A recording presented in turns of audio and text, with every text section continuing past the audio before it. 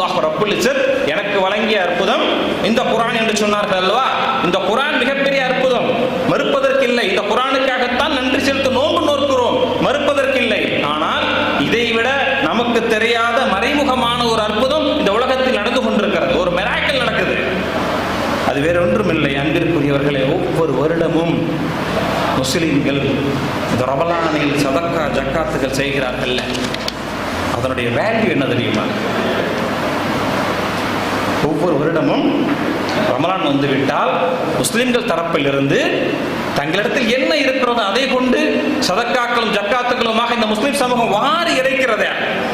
அதனுடைய வேல்யூ என்ன தெரியுமா? அன்பிற்குரியவர்களே, பல பில்லியன் கணக்கிலான டாலர் என்கிறார். மில்லியன் அல்ல, பல பில்லியன் கணக்கிலான டாலர்.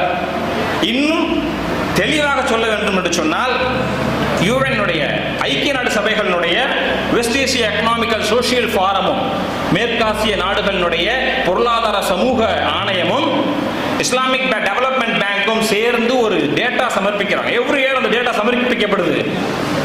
இந்த வருடம் 18ஆம் தேதி கடந்த வருடத்தினுடைய அறிக்கை இந்த வருடம் பதிவு செய்கிறார்கள். 18 பிப்ரவரி லாஸ்ட் 2 நாட்களுக்கு முன்னால் ஒரு அறிக்கை சமர்ப்பிக்கப்படுகிறது. முஸ்லிம்கள் வருடாந்திர சதக்கா ஜக்காத்தினுடைய தொகை எவ்வளவு என்று சொல்லும் பொழுது ஒப்பீட்டோடு சொல்கிறார்கள்.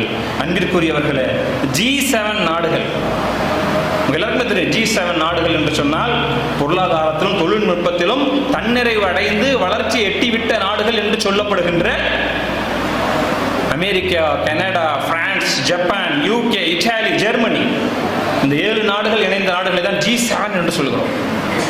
இந்த G7 நாடுகள் தங்களுடைய வருடாந்திர சர்வதேச உதவிக்காக செலவழிக்கிற வரவு செலவு இருக்குல்ல, அதை விட 4 மடங்கு அதிகமாக இந்த முஸ்லிம் சமூகம் சதக்கா ஜக்கா செய்கிறது என்று சொல்றாங்க. யாரை விட? உங்களுக்கு புரியபடி சொல்ல வேண்டும் என்று சொன்னால், உலகத்தினுடைய வல்லரசுகள் ஹை கொண்டிருக்கின்ற அரசுகள் 7 நாடுகள் இணைந்து ஒவ்வொரு வருடமும் உலகத்திற்கு, சர்வதேச உலகத்திற்கு உதவிக்கரம் என்று நீட்டுகின்ற அவர்களுடைய தொகையை கணக்கீடும் செய்யும் பொழுது வரவு செலவு தொகையை விட முஸ்லிம்களுடைய வருடாந்திர சதக்கா ஜக்காத்தினுடைய தொகை 4 மடங்கு அதிகம் என்று சொன்னால், சுபஹானல்லாஹ், இந்த முஸ்லிம் உம்மத் எவ்வளவு பெரிய அற்புதத்தை சத்தம் இல்லாமல் நிகழ்த்தி கொண்டிருப்பது என்பதை நாம் அறிய கடமைப்பட்டிருக்கிறோம். அன்பானவர்களே, இந்த தொகைதான் இன்று ஈமானுடைய கலங்கரை விளக்கமாக விளங்கிக் கொண்டிருக்கின்ற கஸாவிற்கு துணை நிற்கிறது. இந்த தொகைதான் ஆப்பிரிக்காவினுடைய ஏழை நாடுகளுக்கான வாழ்வாதாரமாக இருக்கிறது.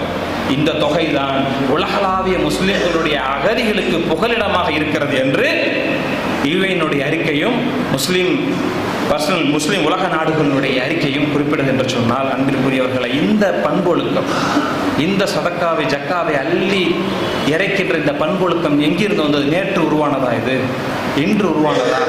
இல்லை அன்பானவர்களே. எந்த நபியின் மீது குர்ஆன் இறங்கியதோ அந்த நபியிடம் இருந்து துவங்கிய உன்னதமான செயல்.